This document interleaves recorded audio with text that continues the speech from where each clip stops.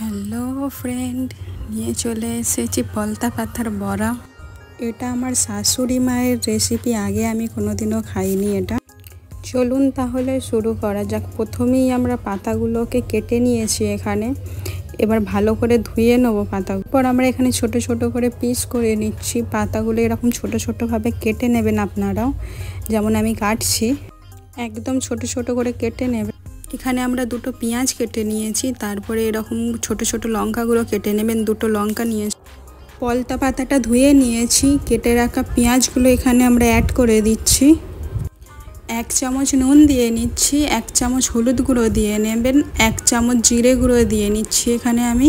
দিয়ে সব জিনিসগুলো ভালো করে মিক্স করে নেবেন। ভালো করে মিক্স হয়ে যাওয়ার পর এখানে বেসন দিয়ে নিচ্ছি। আপনারা দেখতেই পাচ্ছেন বেসনটা দিয়ে ভালো করে মিক্স করে দিয়ে আমরা ফ্রাই প্যানের মধ্যে এগুলো গোল গোল করে দিয়ে নিচ্ছি। দিয়ে এগুলো ফ্রাই করে নেব। ভালো করে ফ্রাই করে নেবেন, আপনারাও দেখতেই পাচ্ছেন এরকমভাবে গোল গোল করে নেবেন, দিয়ে ভালো করে ভেজে নেবেন।